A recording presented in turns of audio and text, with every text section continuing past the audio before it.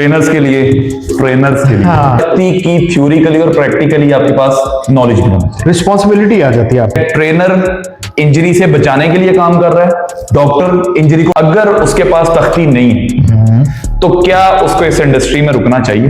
फिर आप एक सक्सेस ट्रेनर बन सकते सर हैं। लेकिन अगर आप थ्योरिकली स्ट्रांग हैं और प्रैक्टिकली स्ट्रांग नहीं है तो आप फिर भी जीरो हैं। बायोमैकेनिकली आपकी ग्रिप स्ट्रांग हो जाती है। आप फाइबर्स, फास्ट ट्विच फाइबर्स, उन चीजों का जिम्मेदारी जिस पे आती है वो आती है उन लोगों के ऊपर जो जिसको सुन रहे हैं।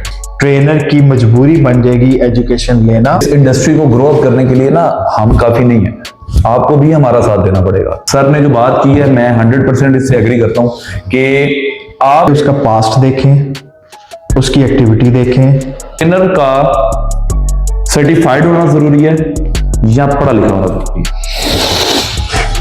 अच्छा सवाल है। सिफारिश घोड़े नु मैदान तक ले आना भजना घोड़े ने चीजों को डिफरेंट देखा जो आपकी सर्टिफिकेशन से टोटली डिफरेंट थी। बिल्कुल आपका नॉलेज जो है वो 99.999 पे आके रुक जाता है। सर फर्स्ट हमारा क्लियर हो गया सीनियर सिटीजन्स का वर्कआउट के उनको रूटीन में कैसे चेंज करना है, और डाइट भी आ गई कि अपने पोर्शन कंट्रोल कर लें, 7 मील ले लें, 6 ले लें, 8 ले लें, लेकिन थोड़ा थोड़ा करके थोड़े थोड़े वक्फे के साथ, ताकि आपका मेटाबॉलिज्म वर्किंग करना शुरू कर दे, और उसके साथ एक्सपेंडिचर के लिए एनर्जी को थोड़ा सा यूटिलाइज भी करना है। अच्छा जी, सेकंड सर थिंग ट्रेनर्स के लिए वो तख्ती वाले ट्रेनर्स जो हमने लास्ट पॉडकास्ट में बात की। अच्छा मेरा इख्तलाफ ये है कि अगर आपने तख्ती पहनी है ना तो तख्ती की थ्योरिकली और प्रैक्टिकली आपके पास नॉलेज भी होना चाहिए। रिस्पॉन्सिबिलिटी आ जाती है आपके ऊपर। Sir trainer work like a doctor. बिल्कुल ठीक है, ट्रेनर इंजरी से बचाने के लिए काम कर रहा है, डॉक्टर इंजरी को ठीक करने के लिए काम कर रहा है। और बहुत सारे ऐसे मेरे जैसे आप जैसे ट्रेनर ऐसे भी हैं कि इंजरीज को रिहैब कर रहे हैं, और मैं कर रहा हूँ, सर भी कर रहे हैं। सर तो बल्कि स्पेशलिस्ट हैं इसके अंदर, मैं भी थोड़ा बहुत अपनी एजुकेशन को थोड़ा थोड़ा मैं अच्छा कर रहे हो आप भी। अच्छा तो सर मेरा ये सवाल है कि ट्रेनर्स को अगर उसके पास तख्ती नहीं है तो क्या उसको इस इंडस्ट्री में रुकना चाहिए? बिल्कुल रुकना चाहिए। अब देखें मेरी इस जर्नी के अंदर, इस एक्सपीरियंस इंडस्ट्री वर्किंग के ऊपर, इस प्रोफेशनलिज्म के अंदर मैंने बहुत सारे ऐसे ट्रेनर्स देखे हैं जिनके पास कोई क्वालिफिकेशन नहीं है, कोई सर्टिफिकेशन नहीं है, बट वो मेंटली तौर पे इतने स्ट्रांग है और प्रैक्टिकली वो इतने स्ट्रांग है कि उन्होंने लोगों को रिजल्ट्स दिए हैं। देखें मैं इस इंडस्ट्री के खिलाफ नहीं हूं, ठीक है, मैं एजुकेशन के भी खिलाफ नहीं हूं, और जिन्होंने नहीं ली मैं उनके भी खिलाफ नहीं हूं। मैं कहता हूं कि जो काम कर रहे हो वो दिल से करो, अच्छे से करो, उसकी आपके पास ग्रिप होनी चाहिए, नॉलेज होनी चाहिए, आपको वो प्रैक्टिकल करवाना आता हो, फिर आप एक सक्सेस ट्रेनर बन सकते सर हैं। लेकिन इसमें फिर बहुत सारे सवाल उठते हैं, लेकिन एक सवाल मेरा ये है कि एक बंदा है, उसने 10-15 साल खुद वो एथलीट रहा है, वो बॉडी बिल्डर हो या कोई भी एथलीट हो, और उसको पता है कि एक्सरसाइज फॉर्मेशन क्या है, ठीक है, प्लानिंग क्या है, किस तरह से स्टेप बाय स्टेप चीजों को लेके चलना है, लेकिन उसको ये नहीं पता कि किस जॉइंट और किस मसल को मैं यूज करूंगा तो उसका क्या रिजल्ट आएगा, किसको नहीं करूंगा तो क्या रिजल्ट आएगा। ट्रू, ये बात आपकी ठीक है। तो एक खुला तजाद हो जाएगा ना, जमीन आसमान का फर्क हो जाएगा कि उसके पास थ्योरिकल नॉलेज नहीं है लेकिन वो प्रैक्टिकली इतना स्ट्रांग है और इतना कॉन्फिडेंट है अपनी चीजों को लेके कि वो सब कुछ कर रहा है, मार्केट में उसका बड़ा नाम है, लेकिन उसके पास थ्योरिकली नॉलेज नहीं है। तो अगर वो किसी ऐसे बंदे के साथ जो या वो किसी कहीं इंटरव्यू पे गया है या वो किसी ऐसे क्लाइंट के साथ डील कर रहा है और क्लाइंट ने आगे से उससे क्वेश्चन पूछ लिया कि भाईजान आप मुझे बताएं कि डाइजेस्टिव सिस्टम काम कैसे करता है, कार्डियोवैस्कुलर हार्ट के चैम्बर कितने होते हैं, आपका न्यूरो सिस्टम कैसे काम करता है, आपके स्पाइनल कॉलम कितने होते हैं, तो उसको नहीं पता। तो मेरा इस चीज से है कि अगर आप प्रैक्टिकली स्ट्रांग है, मैंने लास्ट एक व्लॉग में ये भी कहा था कि अगर थ्योरिकली स्ट्रांग है और प्रैक्टिकली स्ट्रांग नहीं है तो आप फिर भी जीरो हैं, और अगर प्रैक्टिकली स्ट्रांग है और थ्योरिकली स्ट्रांग नहीं है तो फिर भी जीरो हैं। इसका बैलेंस मेंटेन 50-50 लेके चलना पड़ेगा। तो इसके बारे में आप मुझे ये बताएं कि ट्रेनर्स को क्या होना चाहिए, किस तरह से उसको जो है ना वो अपनी इंडस्ट्री के अंदर थ्योरिकली और प्रैक्टिकली दोनों को लेके कैसे चलना चाहिए? देखें इसमें बड़ा सिंपल इसका आंसर मैं आपको दूंगा कि देखें अगर आप इस इंडस्ट्री को वाकई सीरियस और एज ए प्रोफेशन लेके चलना चाहते हो और आप चाहते हैं कि मैं किसी स्टेज पे पहुंचूं complete educational point of view से या जो भी है, एज ए बिजनेस मैं लेके इसको अगर मैं बात करूं कि एज ए बिजनेस अगर आप लेके जाना चाह रहे हैं तो फिर आपको नॉलेज भी लेना चाहिए। बिल्कुल, ठीक है। अब नॉलेज लेने के लिए अगर बहुत सारे ट्रेनर्स इसमें ये भी बात करेंगे शायद, तो हो सकता है कि जी नॉलेज की तो हमें जरूरत नहीं है, हमें बॉडी बिल्डिंग आती है, सारा कुछ आता है। मेरा सिर्फ क्वेश्चन ये है कि जब आप स्कूल्स में जाते हैं तो आप जाके ये तो नहीं कहते कि मैं मैट्रिक के एग्जाम स्ट्रेट दे दूंगा। ये क्लियर सी बात है। देखिए, नॉलेज और एजुकेशन लेने का मकसद से भी होता है कि आप डिसिप्लिन्ड हो जाते हैं, बिल्कुल, आप अपने चीजों को मेंटेन करना शुरू कर देते हैं, आप उसकी ग्रिप को समझना शुरू कर देते हैं, आप फिजियोलॉजी अपने आप को स्ट्रांग कर लेते हैं, बिल्कुल, बायोमैकेनिकली आपकी ग्रिप स्ट्रांग हो जाती हैं, आपको आइडियाज हो जाता है कि यार एक बंदे को, हो सकता है कि बहुत सारे वर्कआउट्स ऐसे होते होंगे जो मुझे सूट करते हैं लेकिन उसको नहीं सूट कर रहे हैं, हम उसको जबरदस्ती नहीं करवा सकते। हर बंदे का फ्रेम स्ट्रक्चर डिफरेंट है, बिल्कुल, ठीक है, उसकी बोन डायरेक्शंस डिफरेंट हैं, उनके जॉइंट्स जो बोन लेंथ डिफरेंट है, मोबिलाइजेशन, बहुत सारे फर्क हैं। अब एक आप है ना माशाल्लाह, इस वीडियो के लिए सबसे अच्छी एग्जांपल इस टाइम हम दोनों हैं, बिल्कुल, हाइट वाइज। अब आप समझ रहे हो? हाँ ऑब्वियसली यार ये अच्छा, ये सिर्फ शुगल मेला साहब के साथ चलता रहता नहीं, ये शुगर मिला नहीं था, ये मैं समझाने के लिए कर रहा हूँ, लेकिन लोग इस चीज को अंडरस्टैंड करेंगे। अब आपका बाइसेप फेमोरस जो लेंथ है ना वो ज्यादा है, बिल्कुल, मेरी शॉर्ट है। अब मैं अगर इसको स्क्वाट्स फॉर्म में डिग्री को करूंगा तो मैं डाउन जा सकता हूं, 90 डिग्री के ऊपर भी मैं मेंटेन कर सकता हूं, बिल्कुल, पेल्विक से एल्बो जॉइंट्स तक, नी जॉइंट्स तक मैं 90 डिग्री का एलिमेंट क्रिएट कर सकता हूं और मुझे शायद वो प्रॉब्लम नहीं देगा। बट अगर वही चीज मैं आपके ऊपर इंप्लीमेंट करूंगा ना, तो आपकी हाइट है ज्यादा, आपका फ्रेम बोन का स्ट्रक्चर है लंबा। अब मैं अगर आपको कहूंगा कि आप 90 डिग्री पे अपने आप को बेंड करेंगे, तो हो सकता है आप बेंड नहीं करेंगे, उससे क्या होगा कि आपकी नी इंजरी हो सकती है। अगर आप नी इंजरी को सेव करने की कोशिश करेंगे तो आपका पेल्विक जॉइंट हिल सकता है, ठीक है, स्पाइन के ऊपर प्रेशर आ सकता है। तो ये दोनों की फ्रेमिंग डिफरेंट है, इसके लिए आपको पढ़ना बहुत जरूरी है। बिल्कुल, हर बंदे को सेम सीक्वेंस सेम पैटर्न के ऊपर आप एक्सरसाइज नहीं करवा सकते, ऐसे ही सबका डिफरेंट है, सबका क्राइटेरिया डिफरेंट है, सबकी एक्टिविटी एफर्ट्स सिनेट्री नहीं होता, कईयों का हाई डेंसिटी वाला वो होता है, कईयों का लो होता है। हमने उस फ्रेम को समझना, फाइबर्स, फास्ट ट्विच फाइबर्स, उन चीजों को हमने अंडरस्टैंड करना है, सारी चीजें, हाँ ठीक है, बिल्कुल। तो इसके लिए एजुकेशन का होना जरूरी है। अगर आप सर्टिफिकेशन नहीं लेते, इसमें कोई मुजाहिके वाली बात नहीं। हो सकता है फाइनेंशियल क्राइसिस है, आप हाई एजुकेशन सर्टिफिकेशंस नहीं कर सकते, बट आप ऐसे लोगों के साथ कनेक्ट हो सकते हैं, उनसे सीख सकते हैं, उनसे पूछ सकते हैं।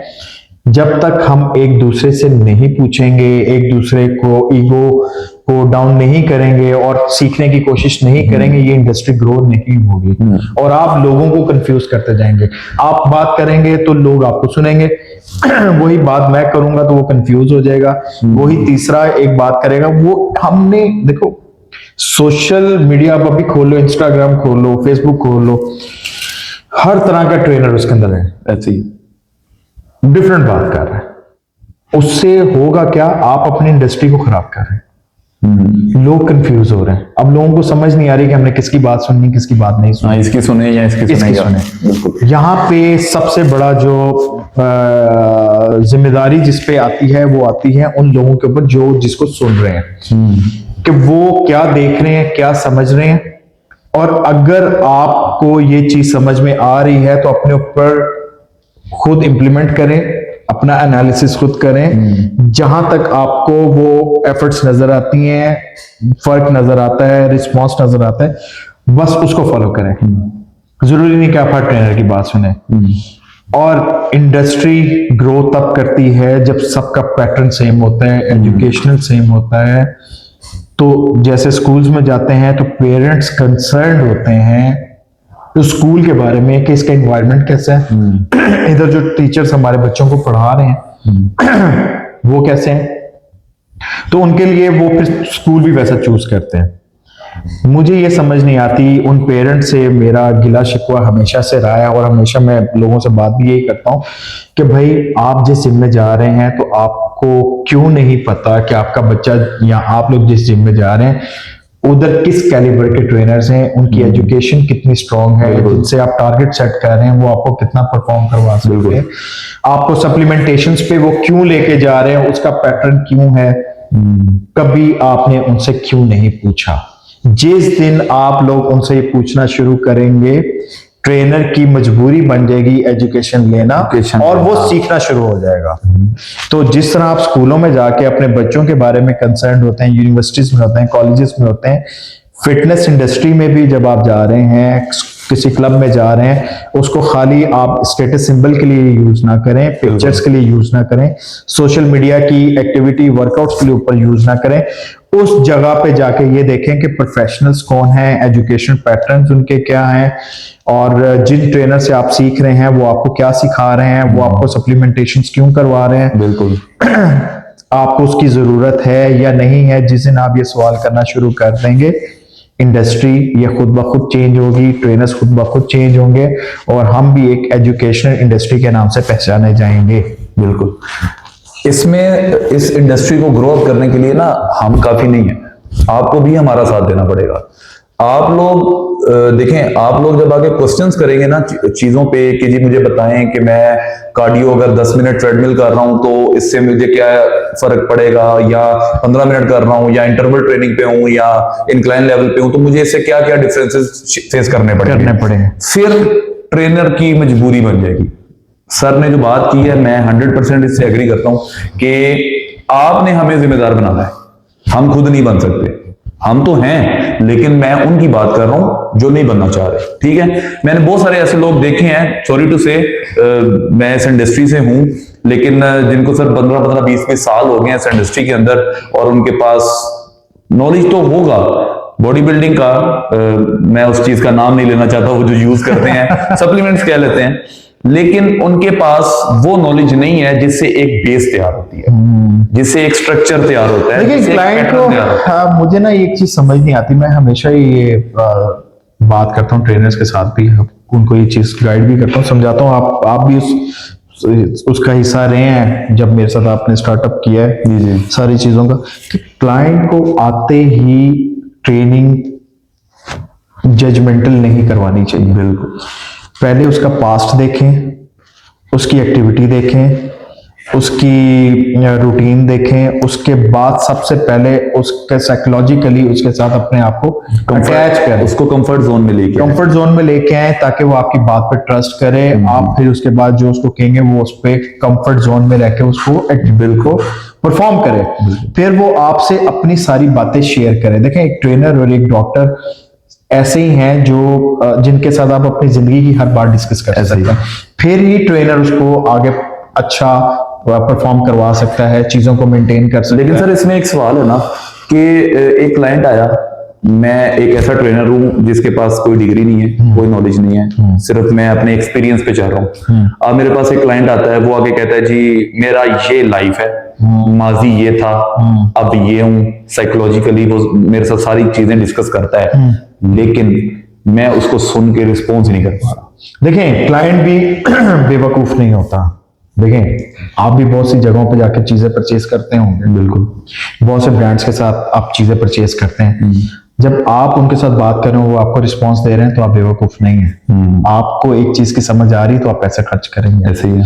और अगर आप वो पैसे खर्च नहीं कर रहे हैं ना, तो वो आपकी मजबूरी है, क्योंकि डॉक्टर ने आपको रेकमेंड किया कि आपने करना ही करना है, वो फिर आपकी मजबूरी बन जाती है, वो आप मजबूरी से पे करें। और मजबूरी से की हुई चीजें वो लॉन्ग टाइम नहीं होती, ऐसे ही है। वो महीना 2 महीने के बाद जब उसका रिजल्ट उसको मिल जाएगा, वो आपके साथ कंटिन्यू नहीं करेगा।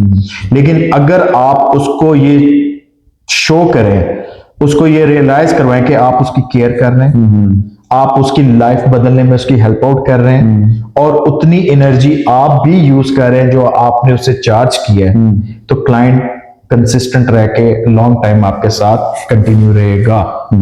अच्छा, ये तो बात है बिजनेस, ठीक है, लेकिन इसके साथ साथ जो मजे की बात ये है कि भाईजान बिजनेस करना है ना तो अच्छे से करें। जैसे फूड का बिजनेस है, आपकी फूड की क्वालिटी ना हो तो भाई कोई नहीं खरीदता, कोई नहीं आएगा आपके पास के मुझे कढ़ाई दे दे 10 किलो। एक बार भी उसमें से बाल निकल आया तो वो कहेगा मैं नहीं जाऊंगा, और वो 10 बंदों को बताएगा। बिजनेस पॉइंट ऑफ व्यू से भी ये ठीक है, और इंडस्ट्री के ग्रो के लिए भी ठीक है। ठीक है, अच्छा सर, इसमें अब 2 क्वेश्चन हमारे हो गए। कि ट्रेनर्स, इसको थोड़ा सा हम शॉर्ट कर देते हैं इस क्वेश्चन को, उस एक सवाल के अंदर मैं इसको वाइंड अप कर देता हूं कि ट्रेनर का सर्टिफाइड होना जरूरी है या पढ़ा लिखा होना जरूरी है? अच्छा सवाल है, मजेदार है। सर मैं तो पूरी तैयारी था मैंने तो बदलना है भाई, मैंने तो अब बदलना है, अब जो मर्जी हो जाए। ट्रेनर का एजुकेट होना बहुत ज्यादा जरूरी है। ठीक है। सर्टिफिकेट मैटर नहीं करता। सर्टिफिकेट एक सिर्फ टैग है, एक ऐसी डिग्री है या एक ऐसा टैग आपके पास जिसको लेने के बाद आपने ड्रॉ में रखना है और 2 साल के बाद उसने एक्सपायर हो जाना है। बिल्कुल। तो आपने उसे सीखा क्या?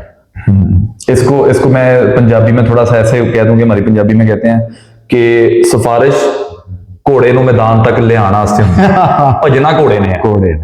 डिग्री सर्टिफिकेट जो भी है वो लाइफ टाइम के लिए, या जो भी लाइसेंस आपके पास है, कोई जाहिर है डॉक्टर भी अगर आ रहा है तो वो एमबीबीएस डिग्री करके आ रहा है, स्पेशलाइजेशन करके आ रहा है, तो वो क्लिनिक का मजाज है। नहीं, अगर देखें इसमें, अगर बहुत सारे लोग आपको सुन भी रहे होंगे आप, और शायद डॉक्टर भी मेरी इस बात से जो है वो समझेंगे जो मैं कहना चाह रहा हूँ। आप एमबीबीएस की जब डिग्री भी कर लेते हैं ना, तो वो थ्योरी के लिए, जब आप प्रैक्टिकली चीजों पे जाते हैं उसके लिए फिर आपको डिफरेंट क्राइटेरिया से चलना पड़ता है, फिर क्लिनिक्स करने पड़ते हैं और हॉस्पिटल, वहां पे फिर एक्सपीरियंस और प्रैक्टिकल अप्रोच को देख के वो काम करते हैं। वहां पे थ्योरिकली काम तो आता है, बट वहां पे चीजें चेंज भी हो जाती हैं। इसी तरह हमारी फिटनेस इंडस्ट्री के अंदर भी यही कि आपने सर्टिफिकेशन तो ले लिए हादसाती तौर पे, हादसाती तौर पे ले ली कि आप उस टाइम फ्रेश ही पड़े हुए थे, और आपने वो एक रिटर्नलाइजेशन के ऊपर रवा में कर लिया, वो 60% का मार्जिन था या 70% का था, लेकिन अभी तक पाकिस्तान की इंडस्ट्री के अंदर सर्टिफिकेशन की जो क्वालिटी है ना, वो 50 वालों को भी मिल रही है, 45 वालों को भी मिल रही है, 60 वाले को भी मिल रही है। बिल्कुल ऐसी है सर। मेरा सिर्फ कहने का मकसद ये है कि जब आप सर्टिफिकेशन कर रहे हैं ना, तो उसको एक रिस्पॉन्सिबिलिटी लेके समझें, उससे कॉन्सेप्ट क्लियर करें, उससे इनोवेटिव चीजों की तरफ ग्रूम्ड करें, बिल्कुल केस स्टडीज को खुद बनाएं, अप्रोच आपकी प्रोफेशनल हो जाएगी, चीजों को आप अंडरस्टैंड करेंगे, आप फर्दर उससे एजुकेशन ज्यादा लेना शुरू करेंगे। एक सर्टिफिकेशन लेने के बाद आप हर जगह अपना डिंडोरा पीट रहे हैं जी I am certified, I am certified, I am certified. 2 साल के बाद क्या आपने उसी सर्टिफिकेशन को दोबारा ग्रो किया, या दोबारा आपने इनरोल किया कि जी मेरा तो एक्सपायर हो गया, मुझे फर्दर इसके आगे दोबारा करनी पड़ेगी?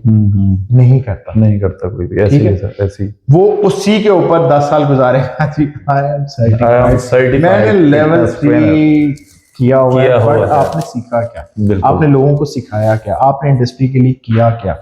आपने उन लोगों के जिनसे आपने पे करवाया, उन्होंने आप पे ट्रस्ट किया, आपने उनको कितना चेंज किया, साइकोलॉजिकली कितना स्ट्रॉन्ग किया, उनके लाइफस्टाइल में आपने उसको कितनी हेल्प आउट की, आपने उनके टारगेट्स को कितना अचीव करवाया, उससे आपने उनके इन सराउंडिंग के लोगों का सर्कल कैसे चेंज किया, उन लोगों में अवेयरनेस कैसे क्रिएट करवाई। बिल्कुल, जब आप ये नहीं कर रहे तो सॉरी टू से आप एक तख्ती लेके गले में पहन के फिरें, जो मैं हमेशा बात करता हूँ। बहुत सारे मेरे ही इंडस्ट्री के बहुत सारे ऐसे लोग होंगे जो मेरे से इख्तिलाफ रखते हैं, और वो हंसते भी हैं और वो बात करते हैं कि जी ये उल्टी सीधी किस्म की बातें करता है, लेकिन रियलिटी बेस्ड यही है कि यार आपने एजुकेशन लेनी जरूर है, बट उसको आपने मॉडिफाई भी करना है, और मॉडिफाई खाली अपने तक नहीं करना, लोगों तक भी करना है। आपके सराउंडिंग में जिन लोगों को आपने सिखाया, उन्होंने आगे कितने लोगों को सिखाया।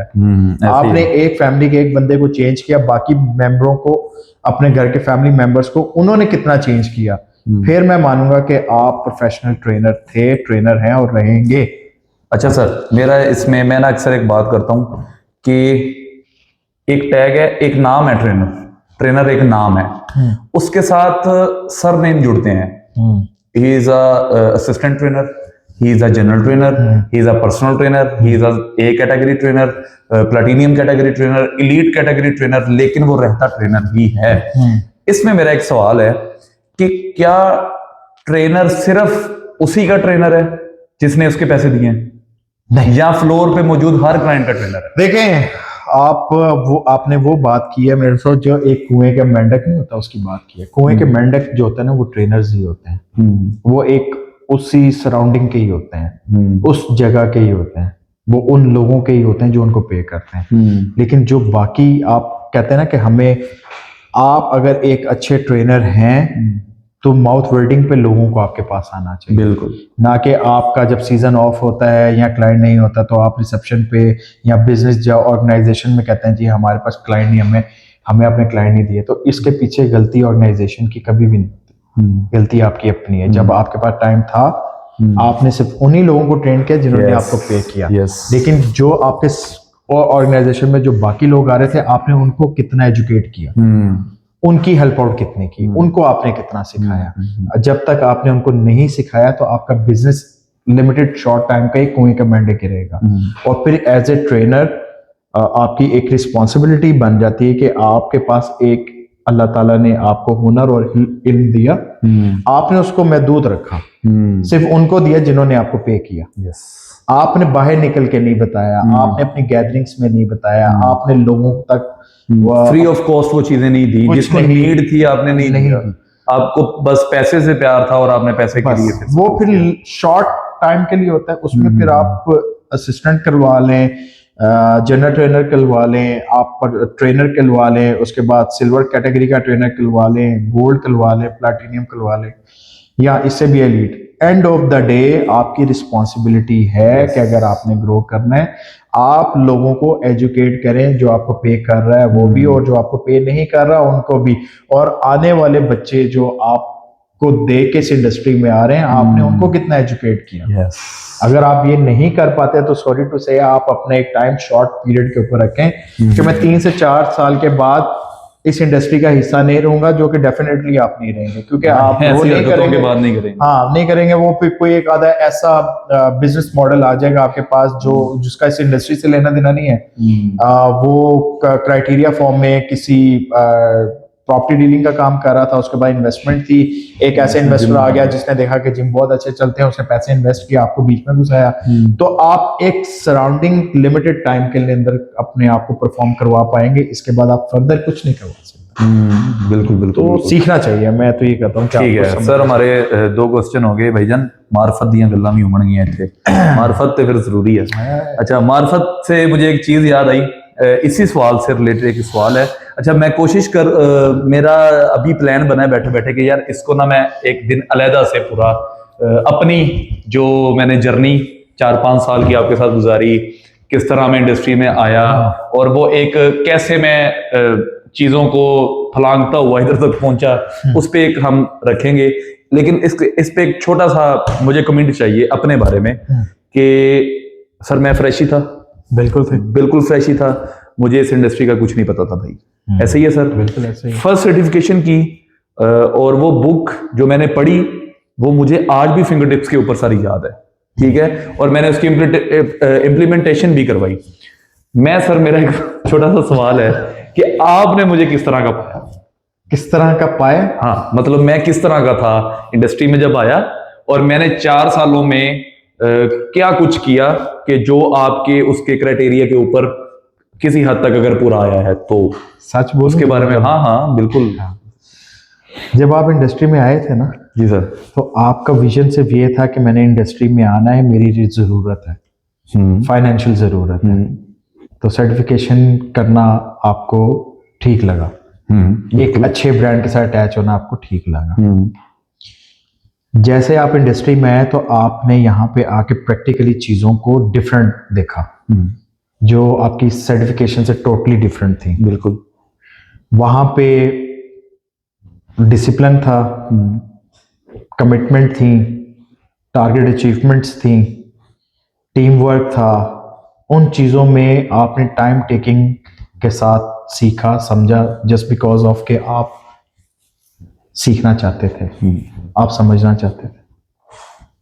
आज आप अगर इधर बैठे हुए हो तो और मैं आपके साथ बैठ के बात कर रहा हूँ तो उसके पीछे आपकी एफर्ट्स हैं। 4 साल में आपने अपने आप को ग्रूम्ड किया, आपने टाइटल्स लिए, पीटी ऑफ द मंथ भी रहे, कंसिस्टेंट 1 साल भी रहे, टारगेट अचीवमेंट्स के ऊपर भी रहे। बिल्कुल, क्लाइंट सेटिस्फेक्शन जो उनकी रिव्यूज थे वो भी आपके पास आए, सारा कुछ आया।